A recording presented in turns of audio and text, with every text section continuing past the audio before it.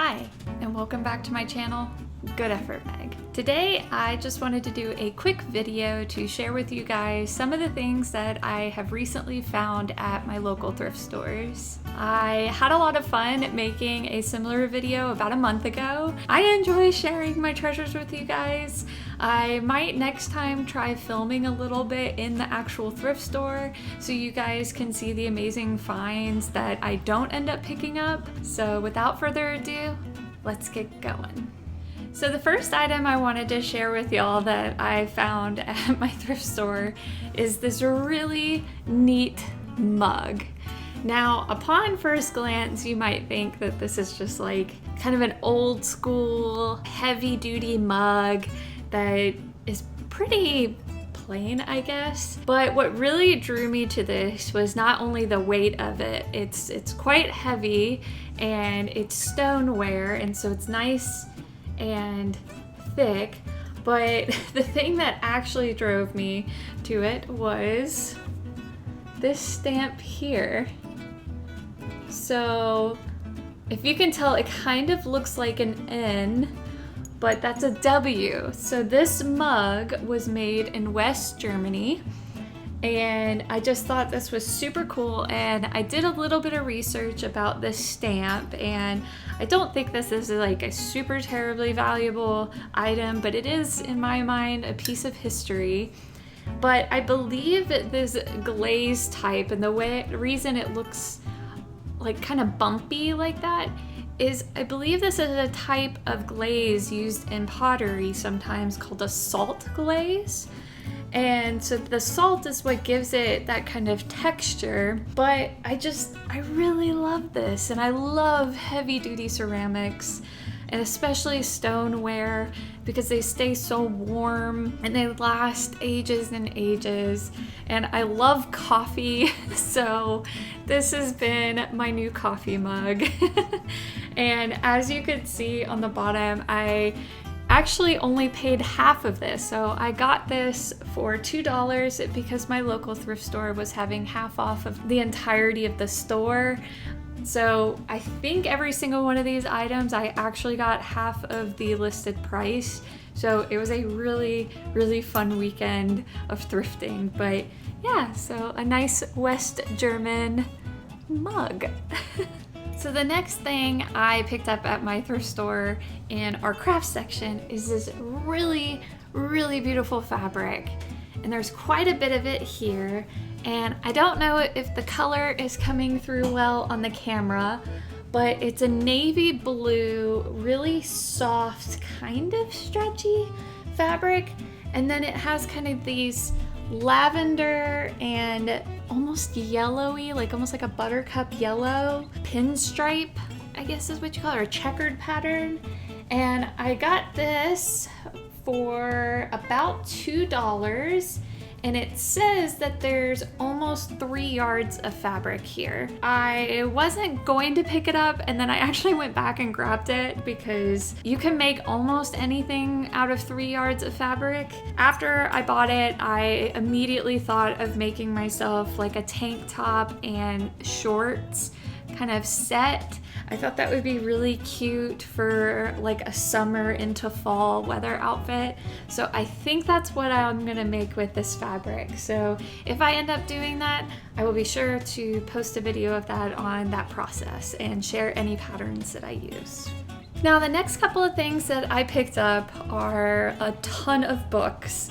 So you're about to get some insight into the reading that I like to do in my free time and kind of the type of genres that I enjoy. The first book I want to share with you guys is this book. So this is Red Rising by Pierce Brown.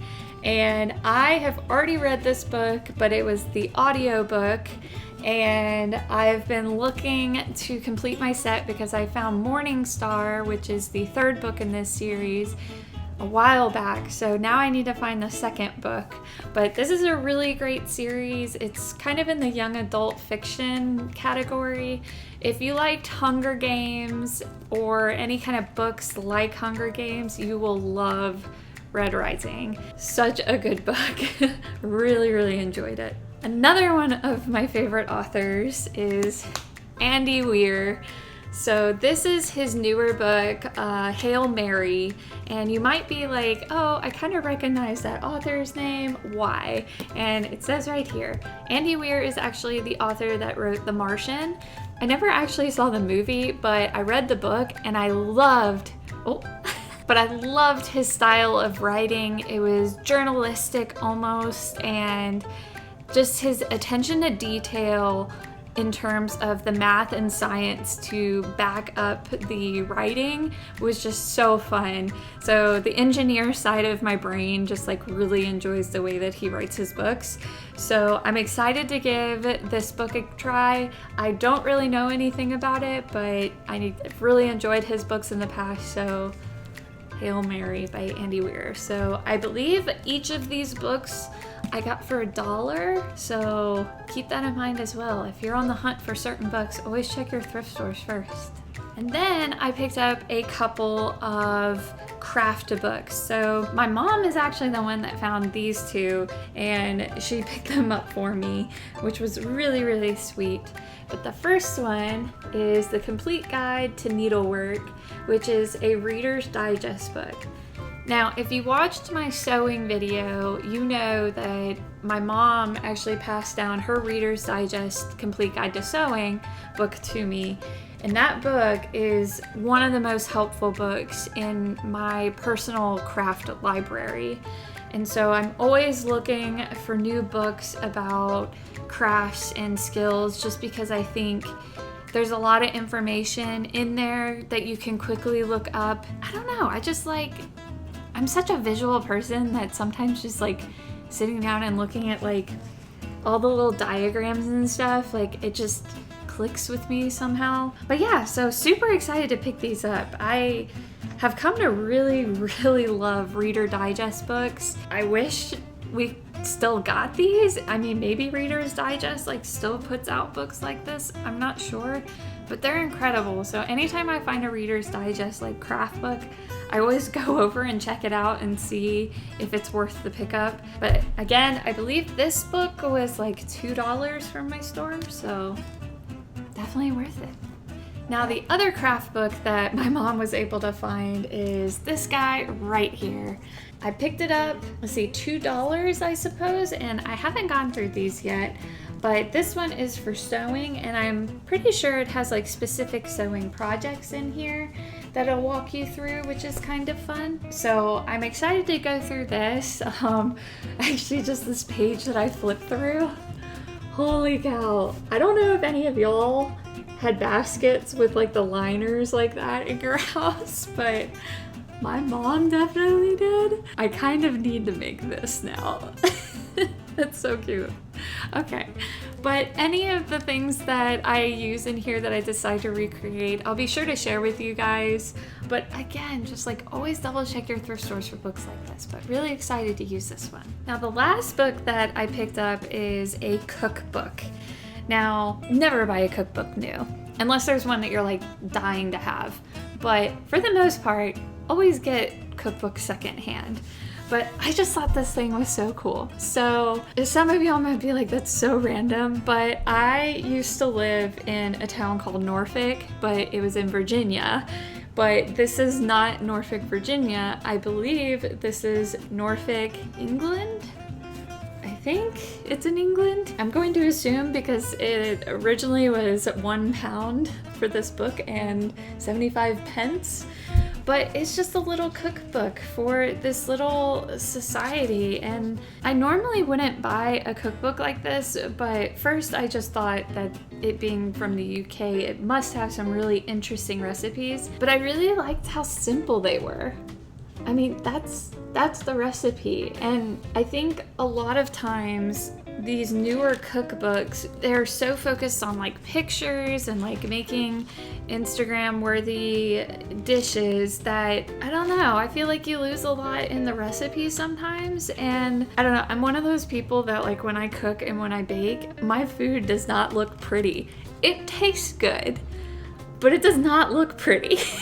So I just I love cookbooks like this, and it's not a super big cookbook. Yeah, I picked it up. I think this one was only like 50 cents or something, but there's some cool recipes in here. Yorkshire mint pastry. Like some of these, I don't even know what they are. Even if I can get some of these ingredients here, I think it might be fun to try. I don't know what Mortimer beef is, or like shoe fly pie, but that sounds so cute. Hi, Dyson. You want to say hello to the people? So the last thing that I picked up in the last few weeks, which is by far one of the coolest finds that I have picked up in a while, and I finally get to repair something on a video because I've been craving to do this, is this Sony high fidelity radio. So they originally had this on the floor listed for $20, but because they were having half off, I picked it up for $10. My dad is actually the one that found it, and my dad loves old radios, and so we just had to have it. And we brought it home and we plugged it in, and I need to clean the volume contact, I believe, because when you initially turn it on, it's like really crackly and stuff, and I'll show you guys that in a later video. But this radio, I looked it up, and this radio is considered one of the better radios that Sony has ever made, and it was manufactured in, I believe, 1976. And it still works, it just needs a little bit of TLC on it. And I could definitely tell that somebody tried to repair it sometime in the past because it's missing a few screws here and there. So I'm gonna do a separate video showing you guys the disassembly, and hopefully we can clean this up a little bit so when you initially turn on the radio it's a little less abrasive. Such a cool find. I love antique stuff like this, so I had to share this with you guys.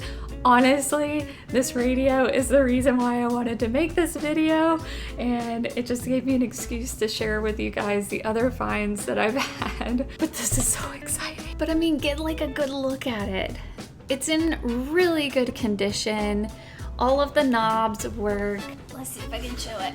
So this is the tuning knob, and you can see it goes down and it goes up, and it has a loudness bit. I mean, it's so cool, and it just like looks awesome. So it's actually been in the background of the couple of my last videos. I'm gonna put it on this table here because I think it'll look really cool, and then while we're cooking we can have the radio going, and I don't know, it's just like, it's so good. But anyways, guys, I am going to finish up this video here, and let me know down below if you guys enjoy this type of content. Be sure to stick around if you do by hitting that subscribe button, and don't forget to hit the little bell. It'll let you know whenever I post a new video. And otherwise, I hope you guys are having a wonderful week or weekend wherever you guys are, and I'll see y'all in the next video.